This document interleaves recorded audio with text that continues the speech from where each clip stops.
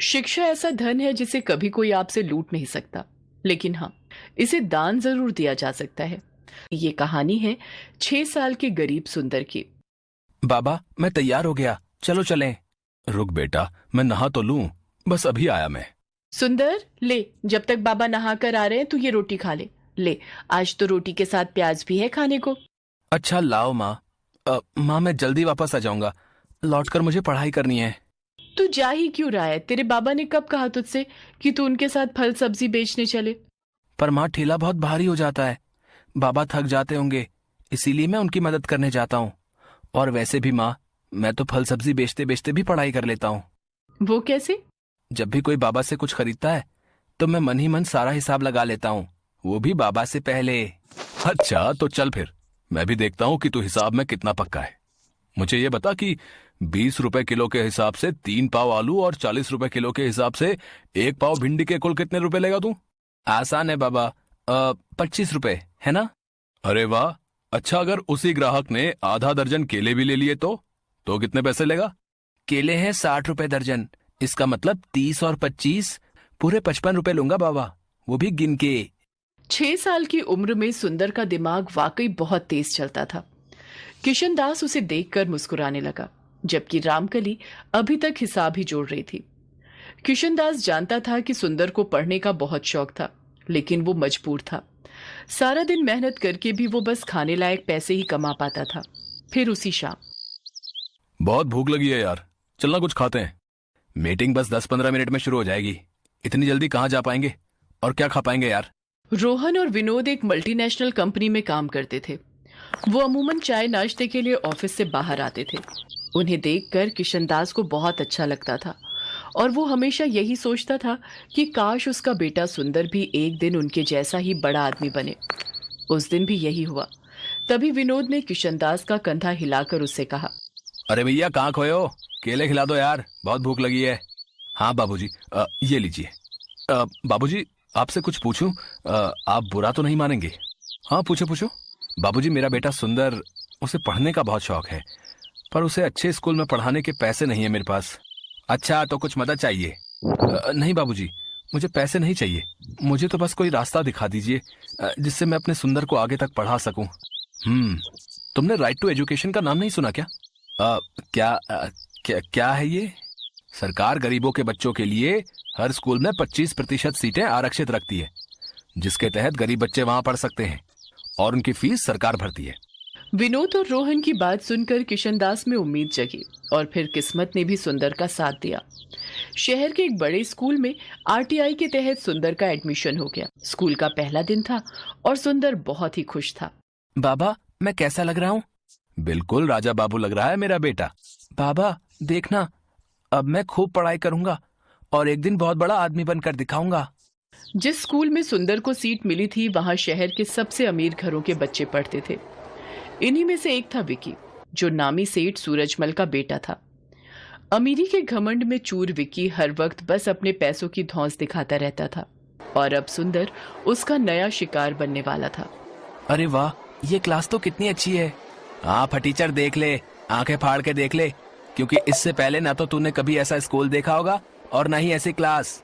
मेरा नाम फटीचर नहीं है, सुंदर है। सुंदर? इसका नाम तो देखो। सुंदर नहीं, तेरा नाम तो बंदर होना चाहिए। विकी की बात सुनकर सारे बच्चे सुंदर पर हंसने लगे और सुंदर की आंखों से आंसू गिरने लगे। लेकिन सुंदर जानता था कि उसे इन बातों पर नहीं बल्कि सिर्फ पढ़ाई पर ही ध्यान देना है। वो चुपचाप जाकर अपनी सीट पर बैठ गया। फिर कुछ देर बाद, good morning class, today we have 3 new students with us, please welcome them. बेटा अपना नाम बताओ। मास्टरनी जी, मेरा नाम सुंदर है। लो, ये बंदर मिस को मास्टरनी बता रहा है। ये सरकार भी ना अच्छे खासे कॉन्वेंट स्कूल को सरकारी स्कूल बनाकर छोड़ेगी। Vicky, mind your language. Sorry miss. सुंदर, बेटा मुझे मिस या फिर मैम कहो, okay? Okay miss, I will. Very good. तो ऐसा रहा सुंदर के स्कूल का पहला दिन। फिर घर आने के बाद, सुंदर कैसा है तेरा स्कूल?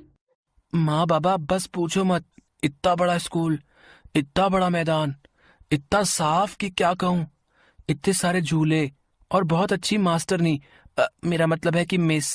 और तूने पढ़ाई की या फिर बस स्कूल ही नहीं हारता रहा? आज पढ़ाई कम हुई माँ। आज शनिवार था ना, तो एक मैडम ने नाचना सिखाया। फिर हम लोग स्कूल के मैदान में खेले भी। सुंदर क्लास में हुई घटना को छुपा गया।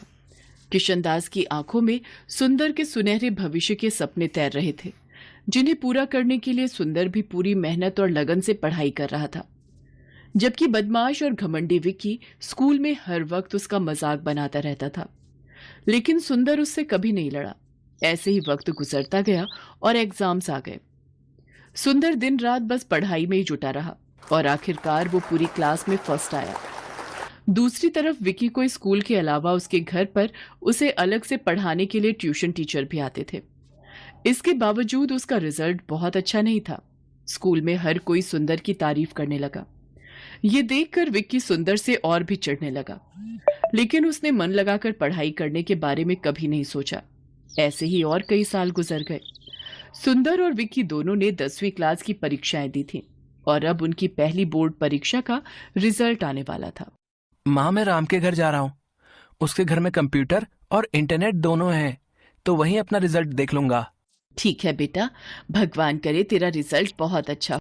10वीं की परीक्षाओं में सुंदर ने न सिर्फ अपनी क्लास में बल्कि पूरे जिले में टॉप किया।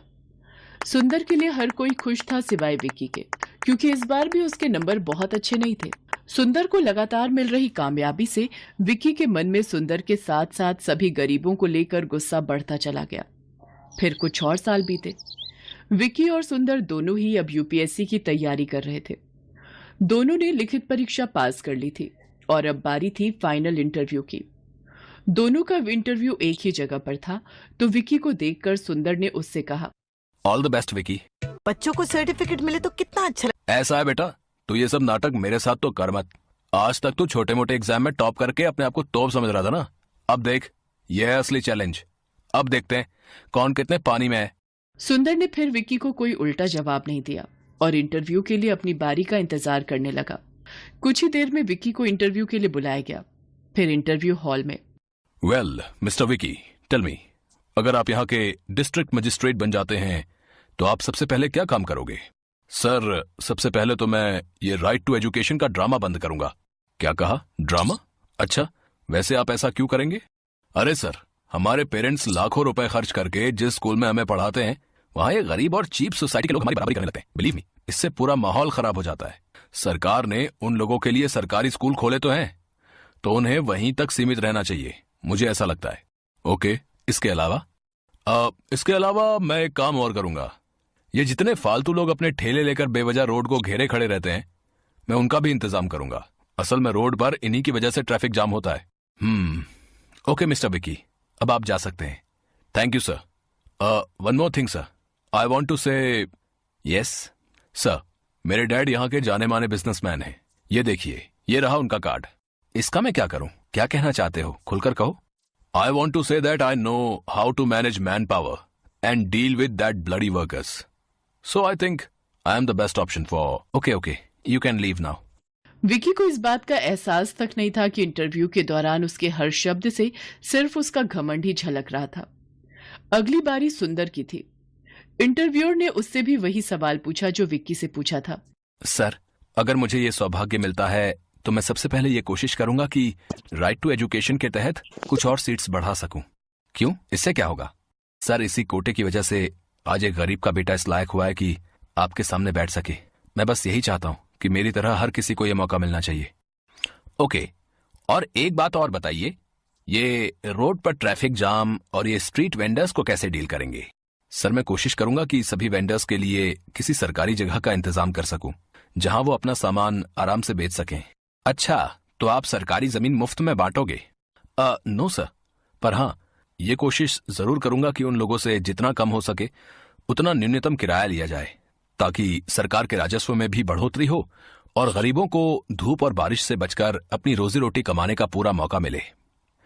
इसके साथ ही मेरा जिला सुंदर और व्यवस्थित भी रहे।